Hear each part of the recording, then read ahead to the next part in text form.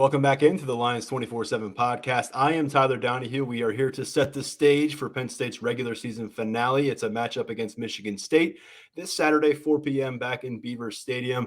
Daniel Gallen, Mark Brennan, and myself will all be in the press box early on Saturday. A lot to look ahead to in terms of some availability questions. And we also going to get the chance to see, I'd imagine, some guys play now that some red shirt conversations have ended with the amount of games left. So we'll talk about all that and plenty more, give you our predictions, our players to watch for this one a little bit later with Mark and Daniel. Just to give you the lay of the land here on Thanksgiving week, we're coming to you with our second episode here on a Wednesday. We recorded on a Tuesday.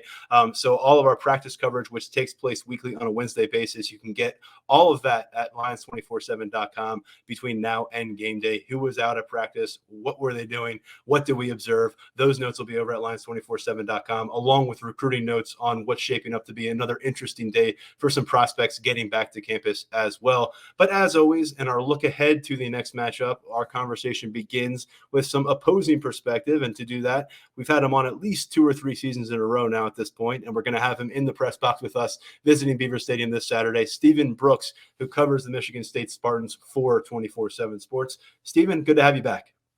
Absolutely. Good to be back. I appreciate you having me on. I'm looking forward to getting out there. Hopefully all my travel aligns all right. You know, it's always dicey around Thanksgiving, being in an airport. You never know what can happen. But, yeah, Beaver Stadium is one of, I believe, 3 left that I still have to get to in the Big Ten. So really looking forward to crossing that off. We'll be happy to have you. I hope it all works out for you. Fingers crossed. But let's focus in on this matchup. I know that midway through the game last week, when you're watching Michigan State play at home against Indiana, you're like, okay, it's time to start making some bowl trips. I got to plan around some kind of December trip to see this team play a 13th game. Suddenly they lose the grips on a 17-point lead. They lose in double overtime. And now the Spartans come to Beaver Stadium 5-6, and they got to find a way to pull off an upset, or that's it for this 2022 season. Probably. Although I keep seeing, hearing, reading that they might be one of those teams that can backdoor in at 5-7. Hey, my alma mater did it last year. I've seen it happen. Right. I don't know if they'd be interested in that. I haven't researched that scenario too much yet in terms of what has to happen. But yeah, I mean, for all intents and purposes, yeah, this is it. You know, and even beyond that, like, they have to go out there, I think, or the opportunity at least is on the table to wash this stink off. And that Indiana game is a nasty, musty stench, you know, that's going to hang around them for a while. It's easily, I think, I haven't heard any argument to the contrary. I don't know how anybody could. I think that's easily the worst loss of the Mel Tucker era so far. You know, it harkened back to sort of the darkest days at the end of the Antonio era, where things were clearly trending the wrong way.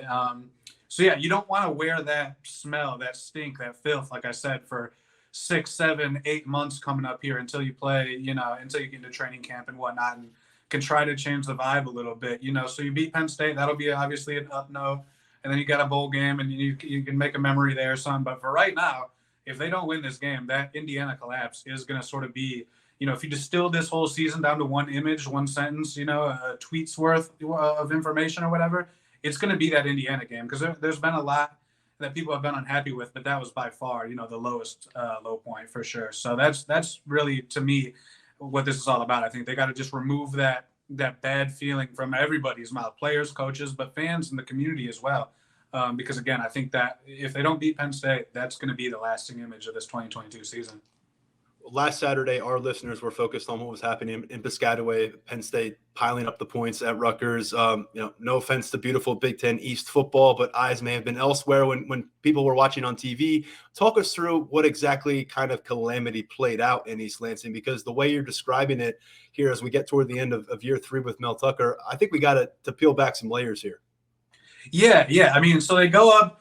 Look, I mean, Indiana – this team, I don't really know where the correct starting point is. I guess maybe, you know, the Michigan game, they played pretty tough up there. And then obviously the tunnel thing, the fight afterwards, just overshadowed everything on the field immediately. And so they lose 8 players there. They go on the road the next week, down those 8 guys, 3 of them starters, and upset Illinois on the road. And everybody was like, whoa, you know, what the heck what was that all about? And so then, you know, they followed up with sort of just a workmanlike, kind of just boring in the best sense of the word, win over Rutgers, just took care of business. And everybody thought it would just be that again for Indiana. Like, just, you're the better team, go beat them, don't make any drama out of it, and just move on. And then, then you can really sort of party with, where if you upset Penn State and you win a bowl game, somehow this team ends up with 8 wins. And that was kind of the vibe. People had accepted that the season was not going to be what everybody hoped or thought it would. But the second half of the year, the way the team had showed some fight, had bounced back from some of that off the field stuff, it was going to be palatable, I think. And they could, at least tip their cap to the way these guys sort of battled it out and salvaged something decent out of it. So Indiana was sort of like, with all due respect to them, they've lost 7 in a row. And that was a gimme, right? That was the one where you're supposed to take care of business at home, senior day. Then they end up losing to a quarterback who completes 2 passes completed by Dexter Williams in that loss. So Michigan You State watched that. You watched all of that, and you watched all of that. Oh yeah, it was at least you got paid to watch it. Hey, that's the good thing. Right. Hey, no complaints from me. And I didn't have to be out there in like 12-degree wind chill or whatever it was either. So they go up 24-7.5, and it looks exactly like I mentioned, like you thought it would be. Like I think all the fans hoped it would be. Just business-like, tidy, clean, nothing to worry about here. Let's just get through this and make it sort of a celebration. And then things, the wheels fell off fairly quickly. They led up an 88-yard kickoff return touchdown.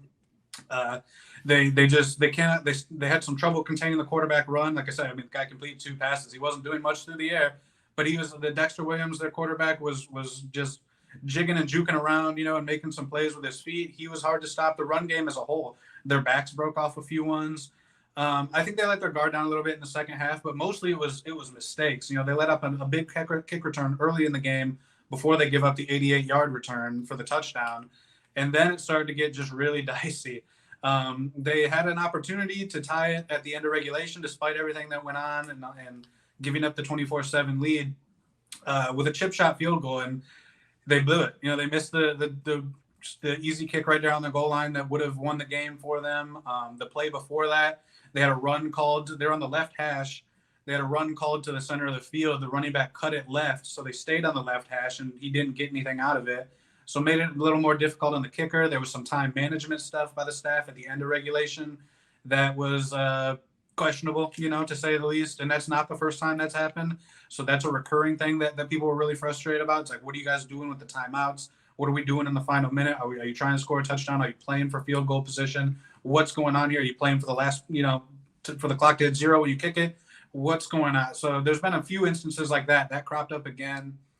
And then in the overtime, they block a field goal, but they still can't get out of it. It's double overtime, and they end up giving up the 1-yard touchdown run, and that's it. So it was just it was a pretty all-encompassing collapse. A lot on special teams, and like I said, the clock management, the coaching stuff, I think really has people upset probably as much as anything, because we've seen that a couple times late in the Illinois game, late in the Wisconsin game. Both games they won, but when you have sort of a bit of a pattern going here, that's something that people are starting to get concerned about. There's a lot of mess that you just put out there to sort through. One thing that kind of stood out to me, though, was the kickoff return coverage issues. They gave up a touchdown. They gave up another long kickoff. We just saw Nick Singleton, the freshman phenom here, go 100 yards on the road in Piscataway for a kickoff return touchdown. So we'll see maybe if that's a factor. Michigan State certainly can't afford a lapse in special teams and with the margins as close as it will be on the road here. And you talk about the frustrations with the coach who is – just about a year, him and James Franklin, removed from getting these long, gaudy extensions, going to be fixtures in the Big Ten East for a while moving forward, as we'd imagine. James Franklin has followed that up, a 7-win season last year with what they hope will be a 10-win regular season campaign. And we're talking about Mel Tucker maybe watching bowl games from home. Where is the kind of balance in trying to equate what happened last year with what has happened this year? Yeah, I think most people, there were some people that never got off the cloud, from a year ago, were saying, oh, they're going to win 10 or 11 again and be right there in Big Ten contention. I think most reasonable people expected a step back, but I thought, I was one of them. I picked them to win 8 games. And most people picked them between 7 and 9 wins. That was the step back, not true Big Ten contention, but still being a pretty good team, ended up in a decent bowl situation and all that. Nobody expected, I don't think, this far of a step back. And so that's been tough, because it's a complicated deal, man, because last year should have really never happened, in the sense that you just don't go from 2 wins to 11 in year 1 to 2 of a coaching staff. Like, all of college football history tells us you sort of have to build it incrementally, unless you're one of the greats or you're at just a ready-made blue blood type of program, you sort of have to go like from 2 wins in 2020 to maybe 4 to 5 in 2021 to maybe 6, 7, 8 this year would have been that natural progression. When you go from 2 to 11, though, it skews everything. They had one of the 5 best players in the country in Kenneth Walker III. And he masked a lot of holes, a lot of weaknesses, especially on the offensive line. He made offensive coordinator Jay Johnson look really good, and I don't think he's had a great year followed up by that. Peyton Thorne, the quarterback, exact same thing. I think Walker made him look better than he was last year, and he hasn't taken a step in year 2. So there was an expectation that they wouldn't be as good, but the way it's fallen off so severely, and now, one of the things we can talk about, Kenneth Walker was amazing, one of the, I think 5 best players in the sport, and he patched up those holes. But also elsewhere, on the roster, it seemed like that was another one of the reasons when you look at why Mel Tucker got the contract he did, why he had the support he had, and still does for the most part, because it felt like he squeezed everything out of that roster. I even got at the Penn State game last year, I got a text from a coach that night, that snowy night in Spartan Stadium after they won that game, and the text said, "I cannot believe we just won 10 games with this roster." They knew they probably only had 4 or 5 guys, 6 at best, that could play at an Ohio State, at a Michigan, at a Penn State. Their talent just really wasn't at an 11-win level, quite honestly. So that sort of skewed expectations a little bit, but internally they sort of knew that they had to, they were still in the build, and they are still in that build. So it's been tough to square in some respects. I guess I lost my track there, but they maximized it last year. It feels like they're not squeezing every drop of juice out of this team. And then now you throw in some, as I mentioned, the clock management issues that they sort of teased a little bit last year. They weren't flawless, but it never really bit them. This year, there's been 3 at least, very glaring, notable, like, whoa, what's going on here type of moments. So you add that into some on-field frustrations, and that gets magnified. So, all in all, I think most people are still very much supportive of Mel Tucker. I don't think there's maybe as much blind faith in terms of he's absolutely going to take it where the fans want him to go, and it's just a matter of time. Just hold on. I do think there's some concern about some questions, I guess I should say, about whether he can get it to that level that even Mark D'Antonio got it. And the whole point of paying him $95 million was to take it above where Mark D'Antonio got it. So I think there's a little less certainty there, but all in all, I do think a lot of people still believe in what he's going to build here and recognize that it just takes a long time to rebuild the talent, and they were so talent deficient in many, many ways. And some of their transfers have not worked out. Some of them have, but many of them probably have not, done much to raise the talent level that they need. So until the recruiting, if that falls off the cliff, I don't think a lot of people are ready to jump ship yet, but there's no doubt this season has definitely, it's dented, I think, the confidence in Mel Tucker and this staff, not ripped it to shreds or anything, but it's taken a dent. Kenneth Walker's off winning fantasy football leagues for everybody now, but Peyton Thorne's a name that we're familiar with here in this matchup. This will be his 3rd career start against Penn State. This is a Nittany Lions defense that has feasted on really any kind of quarterback play that hasn't been stellar. CJ Stroud got them in some key moments here, and he's a Heisman Trophy contender. Michigan relied upon their ground game. JJ McCarthy really got to just kind of play second fiddle for the offense. Feels like a matchup where Peyton Thorne's going to have to make some plays and go maybe put them in contention here. What kind of a quarterback is he coming into this matchup at this stage of his career? I don't think he's too different from what Penn State fans are used to and have seen, honestly. I mean, that's one of the things. I mean, we could go an hour on what has gone wrong this season, but that's one of the things. I think a lot of people assume that in his 2nd year as a starter that he would just naturally take this step a year older. He's got 13 starts of 14, I guess, of experience under his belt coming into this year.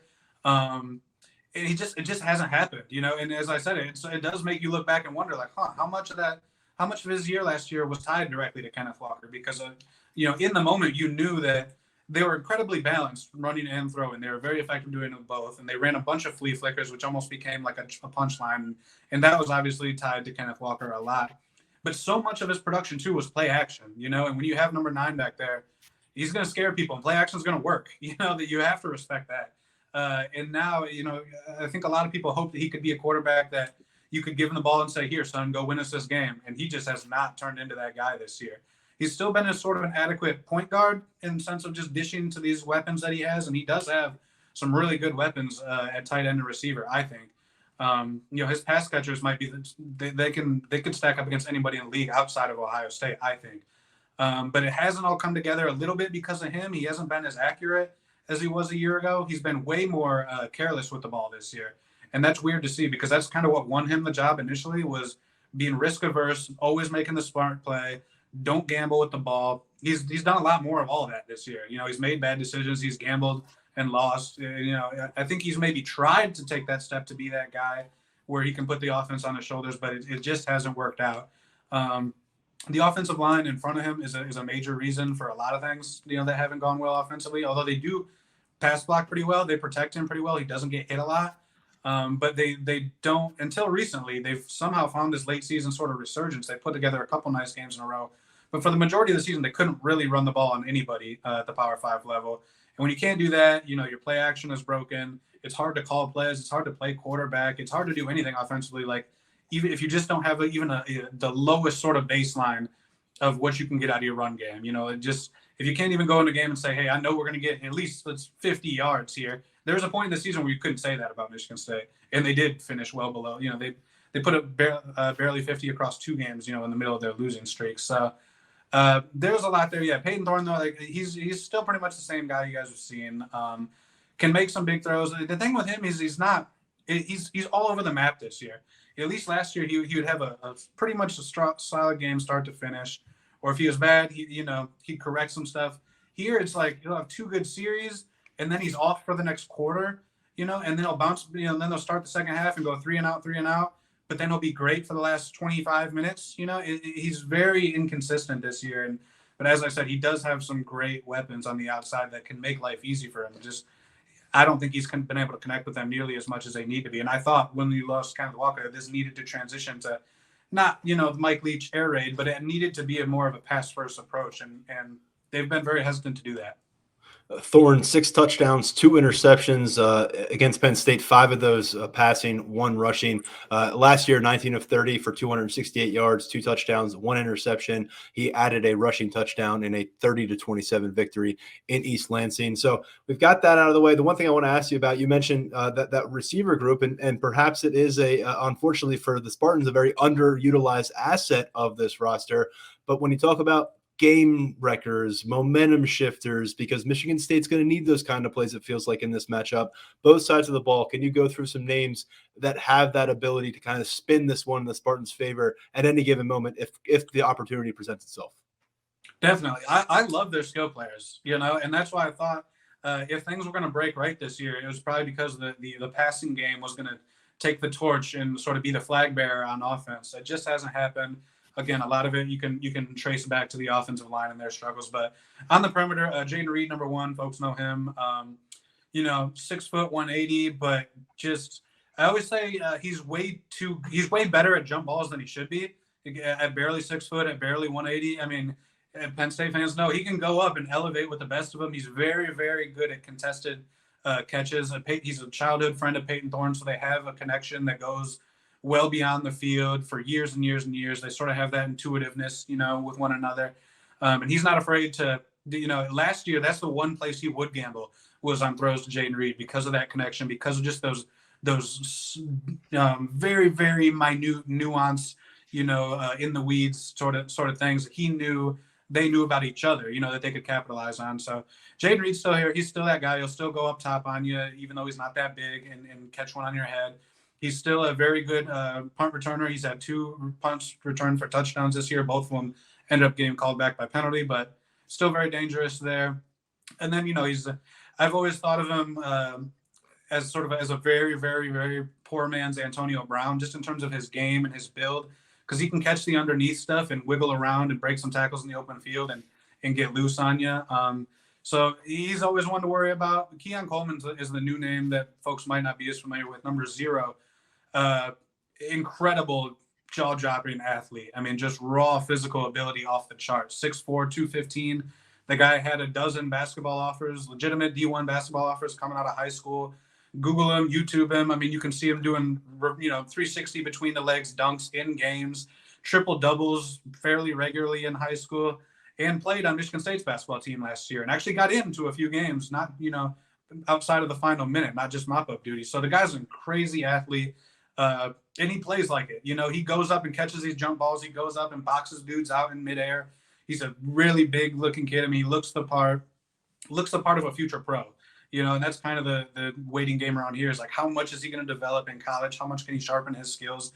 Because the raw measurables it's first round material stuff. He's got a lot to put together. He played at a little bit smaller level in high school, but we've seen him emerge throughout the course of the season. Jaden Reed missed a game and a half, and it was kind of the Keon Coleman show offensively, in terms of like target share and everything, at least. So every week he's making strides. He's, like I said, very physical. Jump balls are, man, good luck to you. When you got a guy who can leap like that at 6'4", very physical. He's starting to get a little more underneath stuff and catch and run type of stuff, but all the talent in the world just is still sort of putting it together. Last year, he was one of those guys with just, it happens everywhere. You're coming out of high school, you're just using your athletic gifts to sort of stay afloat there. Now he's learning how to play receiver, learning the nuances of the offense, and just, taking all that to the next level as he sort of develops here. So he's a guy to know for sure. Trey Mosley, 17, is their number 3 receiver. He's just solid, like across the board. Like, he's not super fast, but he's fast enough. He's got very, very good hands. Not very elusive, but he can do a little bit with the ball in his hands. Like, just like B's across the board, in the grade book. Not bad at anything, maybe not great at anything, but very, very reliable. And then the 2 other guys I mentioned all the time that sort of round out that group are tight ends, Malik Carr, number 6, and Daniel Barker, number 9. Carr, like Coleman, also pulled double duty and played basketball last offseason. Also had, about a dozen or so D1, mostly low major basketball offers. He wasn't the basketball player that Coleman was, but legitimate, sort of prospect at a lower level there. So you blend that basketball ability with a 6'6", 250-pound frame, and I mean, the guy's a monster. Again, looks the part, looks like an NFL day 1, day 2 draft pick, just looking at him. But all the tight ends, though, this guy's Carr has all the talent in the world, but I don't have it in front of me. He's definitely got under 15 catches. The tight ends, more than even the receivers, have not been utilized the way I thought that they would. Daniel Barker is another big-time receiving threat, transfer from Illinois. He's mostly just a catch-and-run guy. They'll set him up. They'll run tight end screens with him. They'll send him downfield. They'll throw him balls over the middle. He maybe has 15 catches. Like, I thought that both of those guys, when you have 2 sort of pro prospects at that position, they always have a tight end on the field.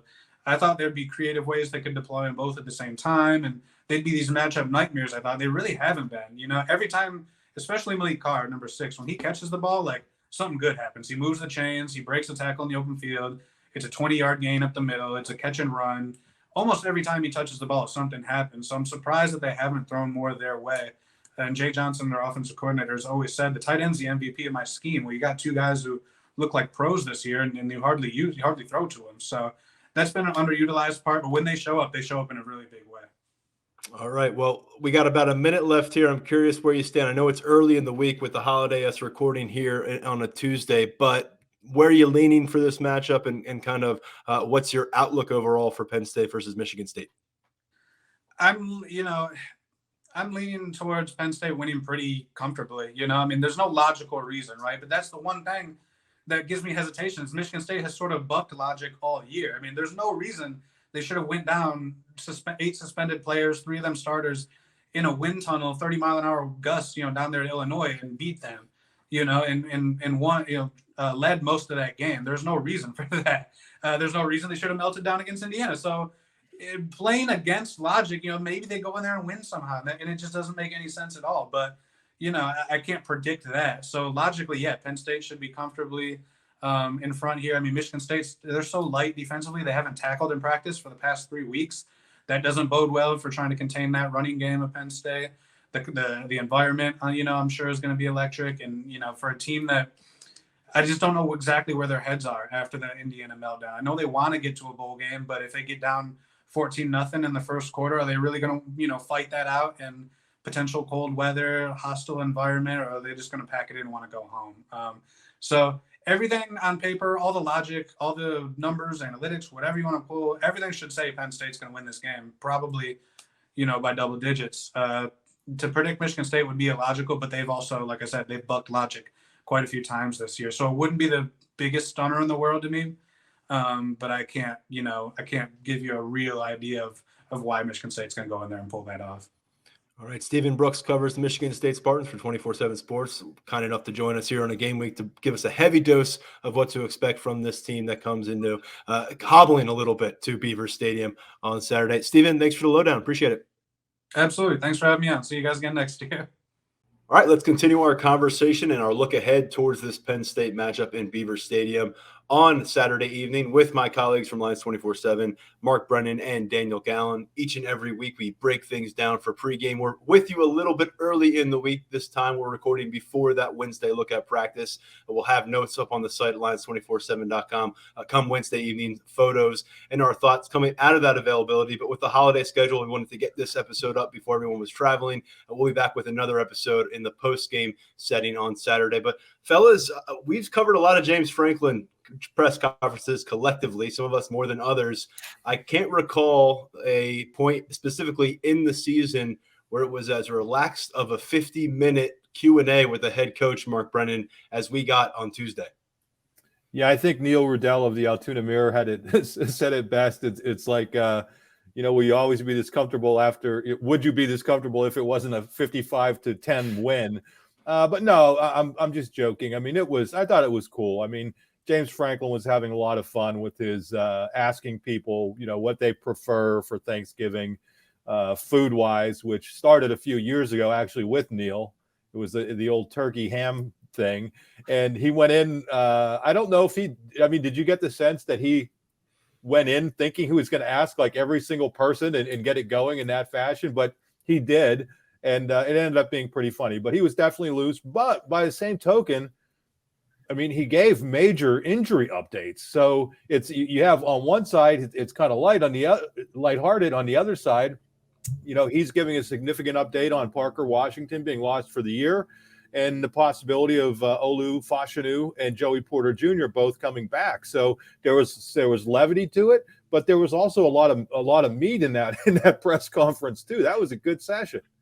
And he had plenty to say as well, really on Manny Diaz and what he's meant to this program and looking ahead a little bit. I think that's a question is not just retaining the talent that's on the field. And Penn State has a lot of guys to make decisions, and you want to reload through the transfer portal and recruiting classes, but you want to keep a lot of this coaching staff intact because what they have cooking is working. Manny Diaz is on that list, the Broyles Award, to be one of the top assistant coaches in the country. We'll talk more about that in a moment because James Franklin looked ahead a bit on Diaz, and we'll discuss this defense as they look for another big-time matchup against Michigan State. But, Daniel, the injuries, we still are not closing the door on Joey Porter Jr., Olu Fashanu.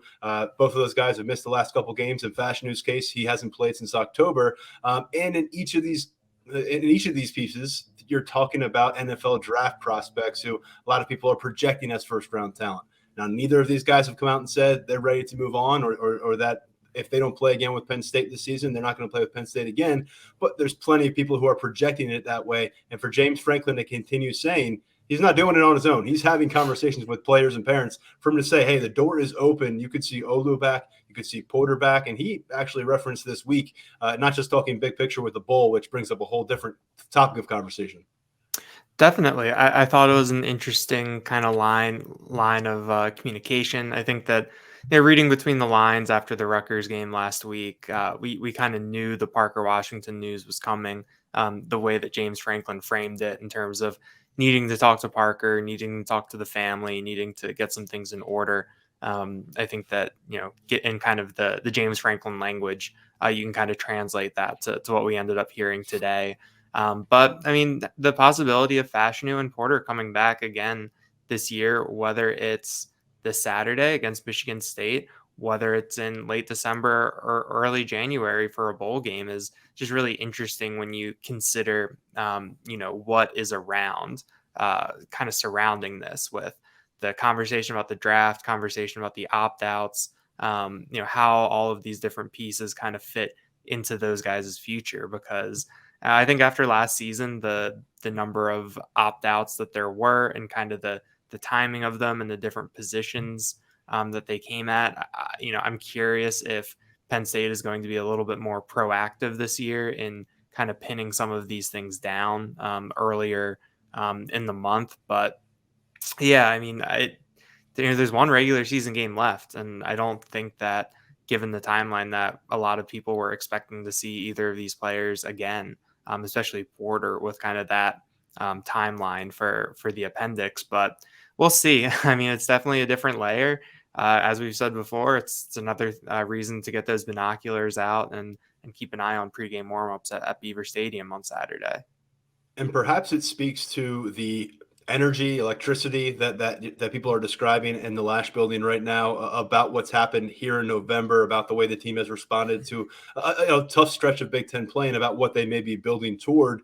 And there's kind of a sense right now, and you can pick it up from the player calls. You can certainly pick it up with James Franklin that there's not guys aren't excited to get to the finish line. You can watch a lot of tired head coaches mope their way up to a press conference podium this week across college football, and you can tell guys are ready to shut it down and be done with this season. Penn State, I think if you tack 2 or 3 more Big Ten games on the schedule, gave them a chance to show what they're about, they'd be all on board. They have that kind of buy-in right now, and I think when you're talking about getting guys back on board at this stage of the season and when there's medical things involved there, it says a lot about the guys still want to play for each other and still want to be part of this process. And Mark, we don't want to get too far down the road because it's a very feel-good moment right now for Penn State, and you can pick up on those vibes, but they got to take care of business in Beaver Stadium. Michigan State, to me, a team that we just heard quite a bit about from Stephen Brooks, who covers them on a day-to-day basis.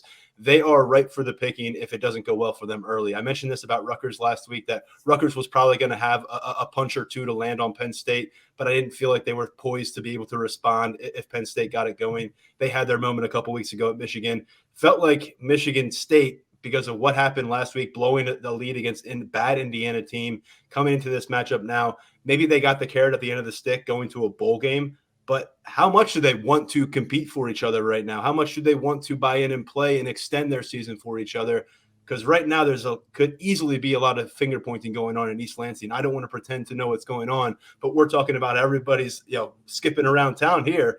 You could understand why it would be a very different setting for Mel Tucker, the way his third year is coming to a crash. Yeah, we were in the press box at Rutgers watching some of those games unfold, and it was very difficult to keep an eye on that one because there were some other big games going on at the time. I mean, Michigan, Illinois, but it was tough to track it. So when you look at how that Michigan State, Indiana game played out, when you go back and see that Michigan State scored a touchdown with about 6 minutes to go in the third quarter, and then did not score again in the fourth quarter or in 2 overtimes. So it went 2 quarters and 2 overtimes, scoring 7 points against the worst defense in the Big Ten.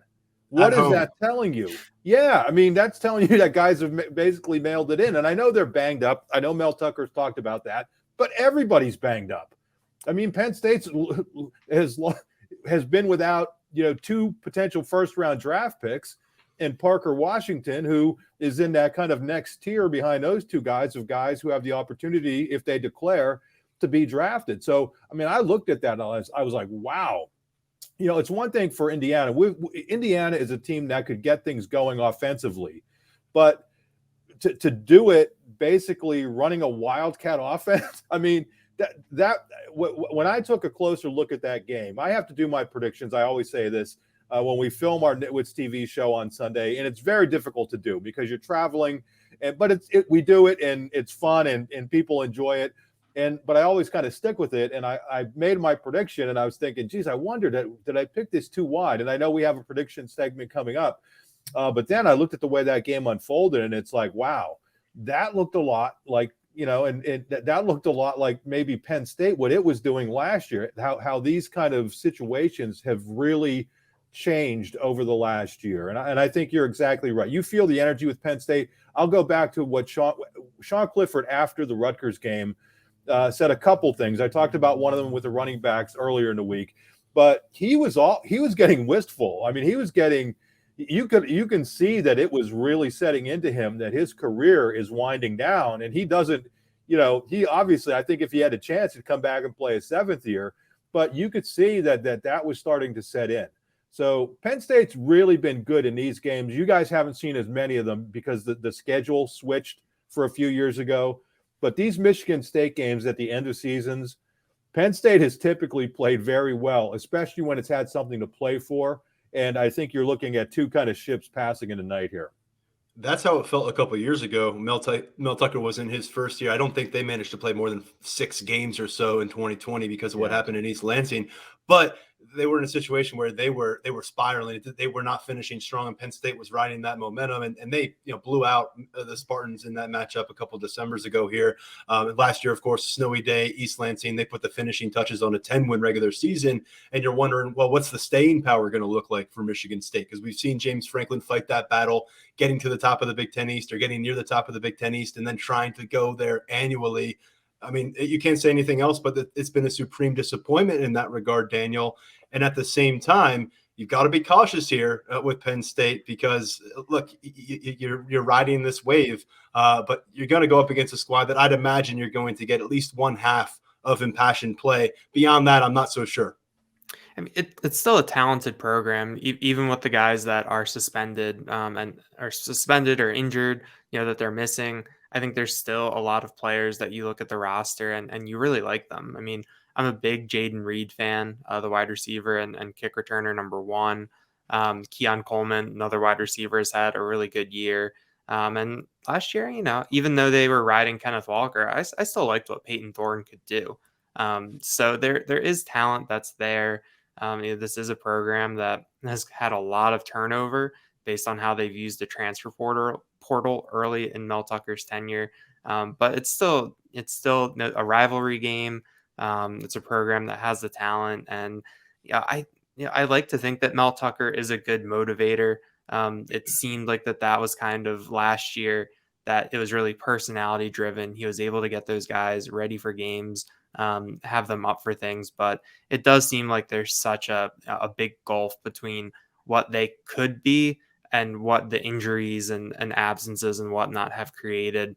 You look at that Michigan game before all those suspensions came down, and it was kind of like he said, it was like a half, and then Michigan just kind of pulled away there, sat on them and gapped them. So it will be interesting to see what we see on Saturday, but all the indications that we've gotten from Penn State have been that they're in a good position, and I think that the veterans that we've talked to, the captains that we've talked to, I'm pretty sure everyone we talked to today on Tuesday can't come back. Like this is the end for them, and I felt like they all did a good job of kind of balancing the big picture view of things and reflecting on their careers, which we're grateful for to get that perspective. With also we've got one more chance. We're looking forward to this opportunity to really close things out and end on a high note at Beaver Stadium.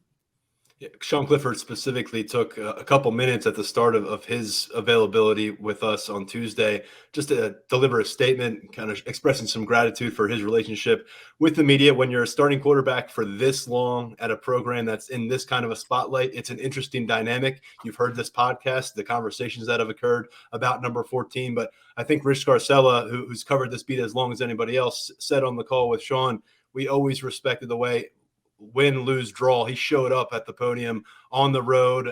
It could be after a particularly bad performance for him. He showed up, he owned to it as long as he was medically able to do it. And certainly we'll remember Sean for that. But like I said, we'll talk to him again on Saturday, I think. So this is not goodbye. And I think something to note here, and I could be getting the wrong sense, but Mark, do you get the vibe, and Daniel, feel free to chime in on this, that there's an unspoken sentiment at Penn State where if they get to this 10th win and they punch their ticket to a high-profile bowl against some kind of top 10 matchup at a great destination, that guys are going to say, let's do this one more time. Let's have fun for the next month and get it done. There's going to be some financial decisions that I think have to be weighed, but certainly different than last year where it felt like the moment that regular season snap ends, regardless of where the bowl is, and they punched up last year, that it was going to be kind of a dispersal of talent across the country, guys heading back to home. Am I getting the right read there, or am I just reading too much into a really happy, hunky-dory kind of a week?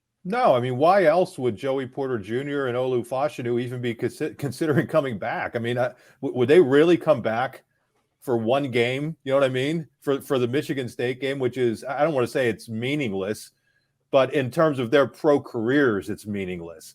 In terms of them wanting to come back and be with their teammates, yeah, I think it's very meaningful. But I don't think either of those guys If Franklin is just going to tell us that Parker Washington is done for the year with an injury, I mean, those guys could take the same route. They could just say, listen, I don't want to risk it, but they're not. And if he's saying they're trying to get back, I don't know why else he would do that other than then it's true that they're trying to get back. And I think that's the biggest indicator.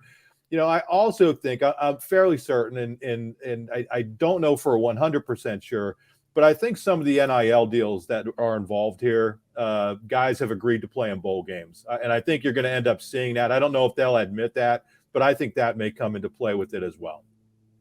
I think when you look at what we heard today, I think that, there was no mystery about whether or not Sean Clifford, would come back for a bowl game based on where he is in his career. And I think that's the case for a lot of these 6th-year guys, where if you're coming back for the 6th year, then, those NFL hopes, based on age, projection, that whole thing, those kind of take a back seat. But, Clifford was pretty, explicit about playing in the bowl game today, where he got asked to reflect on a couple particular moments from his career. And, he deferred to, when, at the bowl game, we can, I'll be in a better position to reflect. I'll be in a better position to look back on some of these things, and I'll have some more answers for you. Jair Brown was asked about it, and he said that he hadn't talked about it yet. Big picture, James Franklin got asked if Parker Washington, would come back next year, if there had been discussions about that yet. And James Franklin said that just in general, that all those discussions are ongoing. But I mean, my whole stance with the bowl games is that if someone opts out, I completely understand it. And that's, they're right.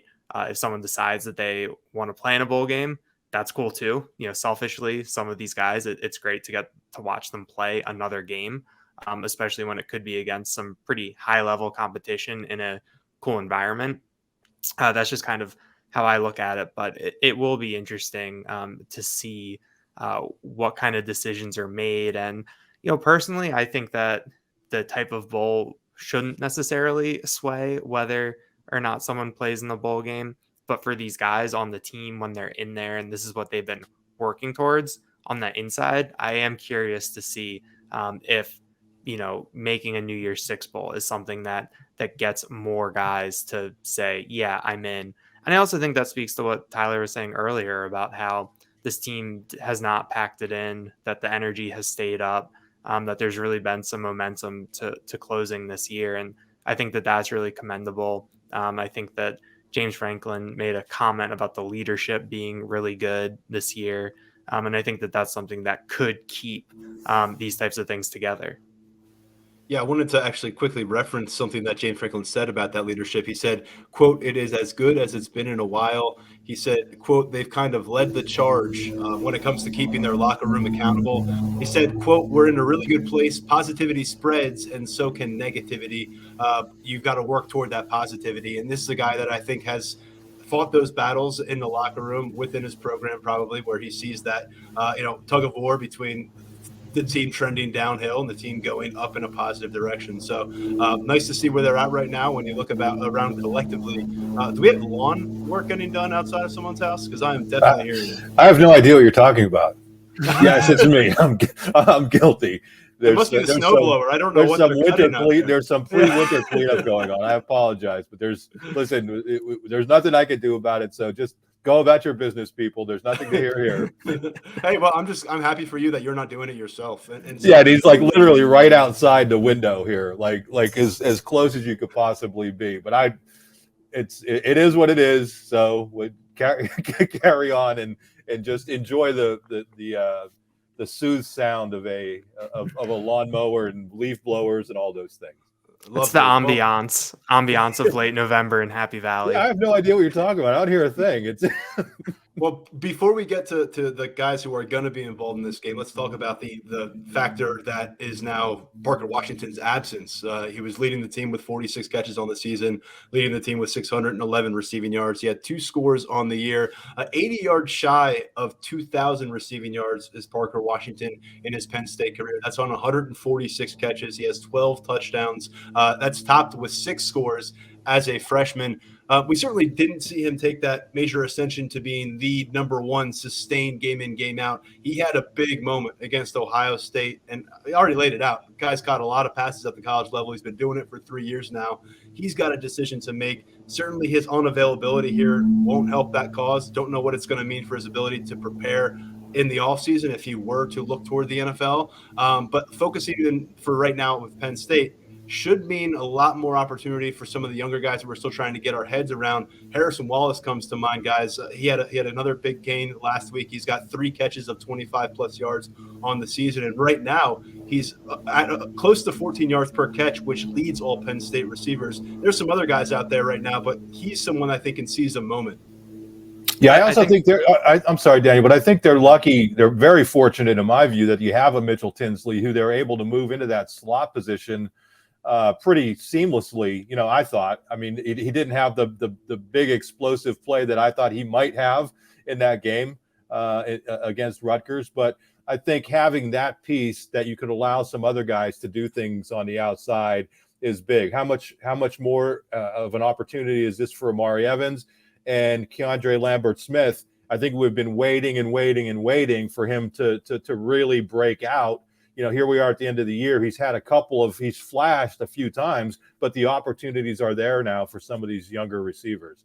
Well, let me just say on Lambert-Smith, just from putting some stats together earlier, he had 3 catches against Rutgers, but they did not go anywhere. It was his first start since October 1st.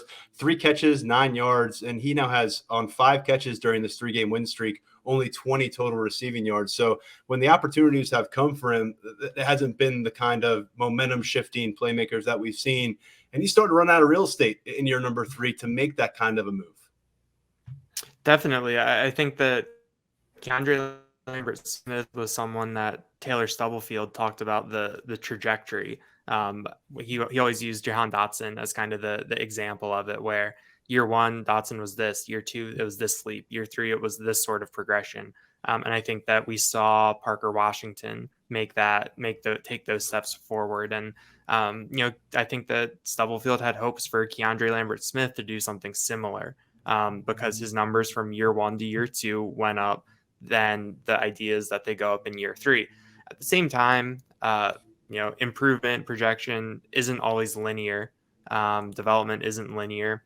And then I think also something you have to factor in with all of the receivers this year is that when you look at the numbers that they put up last year, John Watson was over 1,000 yards. Parker Washington was over 800 yards. There wasn't a running game. There weren't Nick Singleton and Katron Allen in the backfield. When Penn State got into a lot of these games, that they had to throw it. There was really no other way around it. And I think that kind of, with those numbers. But in terms of Parker Washington absent, I think Trey Wallace is in the best position to benefit from that based on what we saw in terms of, instead of putting in Liam Clifford or Caden Saunders as the first team slot, I think that Clifford has been the next man up there in what we've seen later in games and when they go further down the depth chart, that electing to move Mitchell Tinsley inside and putting Harrison Wallace on the field. I think that bodes well for what we've heard behind the scenes with Wallace, and actually seeing the trust that they have in him, that they're putting him out there as a starting outside wide receiver, because we've heard a lot about him being a potential big play threat. So this is a really good opportunity for him to show that to all of us in this game. And, who knows what the depth chart will look like in the bowl game. But I think he's someone who's very well positioned to get some opportunities and to really be able to take advantage of them. We're also at a point in the season now where you can do what you want to do with a lot of these freshmen, because there's no threat of burning the red shirt. These guys who have 2 games or fewer, Vega Ioane is someone I'm specifically going to be really curious to see if we get a long look at him with some guard reps this Saturday and then into the bowl game. But on the perimeter, Caden Saunders, 2 games to his credit. We heard from Taylor Stubblefield last week about how Saunders went through some growing pains early in his transition, learning what it was going to be like day to day from every angle as a student athlete at this level to perform at a high level, and sounds like he's caught up a little bit now. And I'm curious to see if that's going to earn him some audition here late in November into December as they get ready for their postseason matchup. So that's another name to factor in there at wide receiver. Let's talk about players to know, and then we'll get to our predictions for Penn State versus Michigan State. And Mark, we'll begin with you. It's senior day, of course, but it's also hard not to focus on the freshman class. Where do you land and who you're looking at on both sides of the ball? Yeah, I would go on defense. I'm just going to keep rolling with Abdul Carter. I mean, I love what we've seen out of him. Obviously, last week, Curtis Jacobs had a really big game, and I think the dynamic between the two of those is very, very strong. And we've been doing this a lot the last couple of weeks, but I'm going to kind of give an indication of where I might go with my bold prediction and saying, yeah, I think everybody's looking at saying Penn State's going to run the ball like crazy. I think it's going to be a big game for Sean Clifford. I think it's his last game in Beaver Stadium. I think all of his teammates want him to do really well, and I think he's going to come through and be the guy to watch. So old school on one side, new school on the other. And I'm toggling my mic on and off here to try to prevent people's ears from being blown out. Sorry. Oh, bless you. Thank you. Yeah, I'm gonna look on the defensive side of the ball. I think I'll go with PJ Mustipher in the middle. Focus on a senior, final home game at Beaver Stadium, someone who's meant a lot and done a lot. You look at the Michigan State rushing offense, number 105 nationally, 121 rushing yards per game. Their leading rusher, Jalen Berger, is averaging only 4.7 yards per carry. I think that Penn State will be able to muck things up front. And when you do that, that starts with PJ Mustipher in the middle. Offensively, I think I'll go with Omari Evans and Harrison Wallace. I think that, if they do what Mark says and we're in for a big Sean Clifford game, I think that those guys will get the chance to make a big play against this Michigan State defense, which is number 85 in the nation, 236.8 yards per game. I think that there will be the opportunity for Sean Clifford and these wide receivers to test the Spartans deep. And I think if you're going to beat them deep, it's going to be Harrison Wallace or Omari Evans. All right, I'll go with a Detroit native in Kobe King for my defensive player to watch. I think when you look outside of the starting lineup, because of the way Manny Diaz has rolled players at different positions, there are a bunch of guys you can consider, starter level talent. Zakee Wheatley, Jalen Reed at safety, but I think Kobe King is fitting that bill. He's not getting that volume of reps versus Tyler Elsdon, but he's making the most of them. We saw the scoop and score for a 14-yard touchdown. He also led this team in tackles against Rutgers, despite playing significantly less than Tyler Elsdon. I feel like generally Kobe King during the second half of the season, when allotted opportunities, has handled himself well. This is a spot that we've said since August probably wasn't going to be settled through the season. It was going to be a spot maybe you throw Abdul Carter into the factor there next year as well. But I think Kobe King has done well. I think he's exiting the regular season on a kind of a positive trajectory, and I think he'll add to that with a strong performance against a team that would probably love for him to be in their uniform on this Saturday. Other side of the ball, I'll go back with somebody who's from that area as well, just across the water, Theo Johnson. I think he's somebody who's going to break out again. He had a bit of a pause in that. No catches against Rutgers. He played a ton of football last Saturday, but I think he gets back into the swing of things, gets into the end zone, and kind of adds to this really strong second half of the season that he's had. And just two linemen to throw there, J.B. Nelson, Vega Ioane. It's time to see what they have. J.B. Nelson, maybe you wait because he's at that 3-game mark. So maybe it's more of a bowl opportunity for him. But I think the door is wide open right now, not only to get Vega Ioane some reps and some experience in Big Ten play, but to pull the leash back a little bit on some of these linemen who've been playing a lot of football in the month of November. We've talked about the group that they've done, Salim Wormley, Hunter Norzad, Juice Scruggs. I think it's time to find some opportunities to get these guys to the sideline, get them a little bit of late season rest, and start to see what you've got, some younger components. But you've got to build a lead to get there. So speaking of that, what do we think about this game? It's an 18-point spread.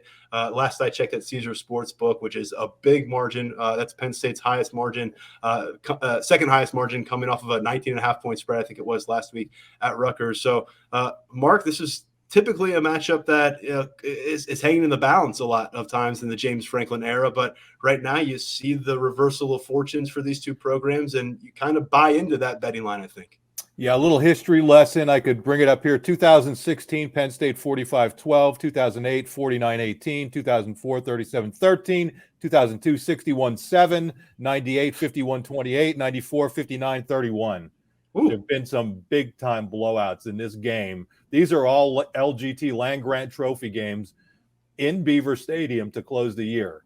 So I just think the way this Penn State team's rolling and what we saw from Michigan State against Indiana, I'm looking at another big Penn State win, 45-10. My bold predictions: number one, Sean Clifford gets the loudest ovation on senior day of any of the seniors.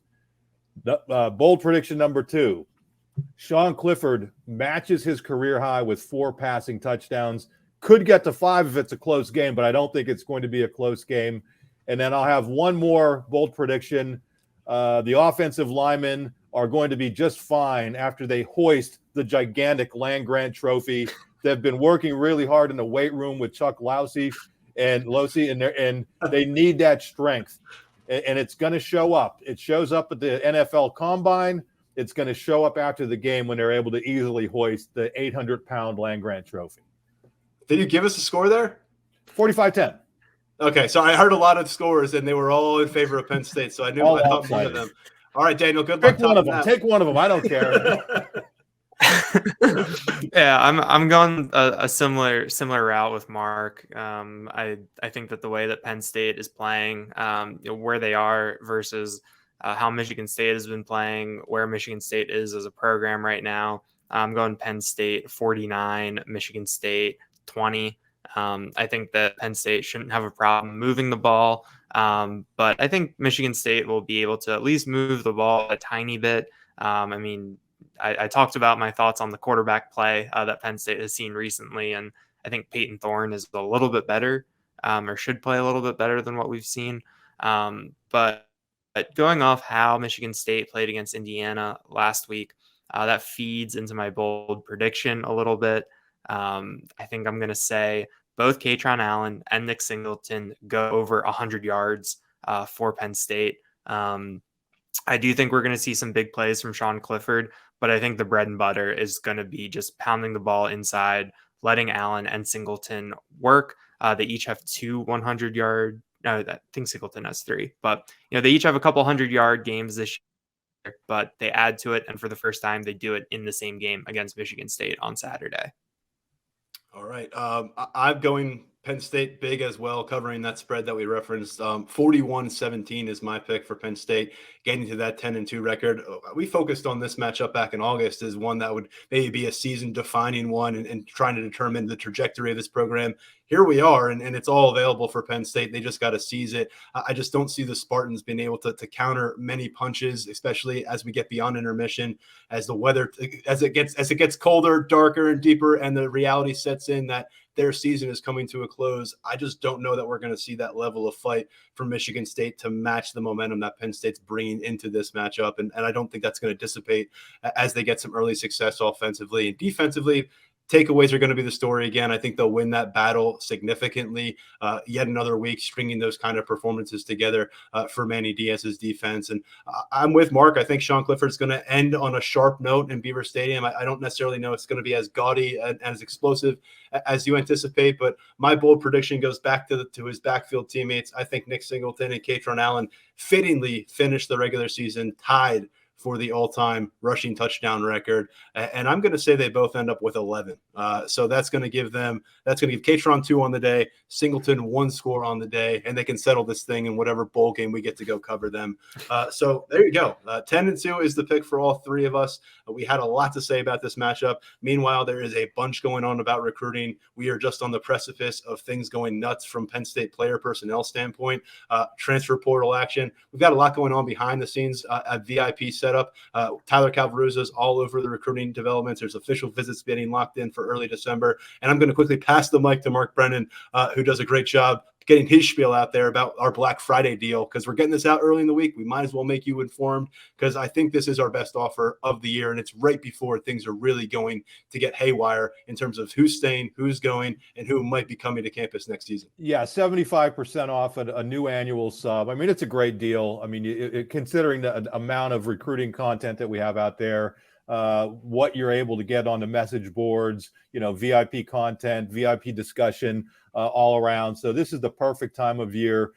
With the season ending, remember the early signing period is in December now. So you have official visits, you have the transfer portal, you have all of this stuff that's going on. Once the regular season ends, that's not the end of it. So we get in the spirit of things. We know people are looking for values on Black Friday. This is a great value here at Lions247, 75% off. Just go to the site, click the button where it says to join, and would love to have you as part of our VIP community. And if you're already a VIP member, we want to remind everybody, Paramount Plus is there for you. If you're a full paying VIP member, Paramount Plus is part of your subscription. So go to the Lions Pride board. If you don't already have that activated, take advantage. There's a lot of cool stuff on Paramount Plus. And remember, 2024, CBS and Paramount Plus are going to be covering a lot of the Big Ten action, because the Big Ten rights are shifting to those networks. Yeah, it's a beautiful thing.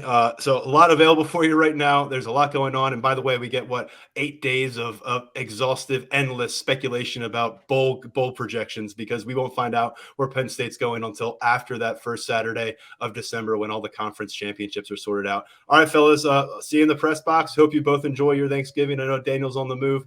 See you on Saturday, and hope all of our listeners enjoy their holiday. We'll be back with a post-game episode of this Lions247 podcast, number 12 on the season, after Michigan State, Penn State, Saturday evening. For now, I'm Tyler Donohue, stepping aside. Big thanks to Mark and Daniel and Stephen Brooks from the Michigan State site. This has been the Lions247 Podcast.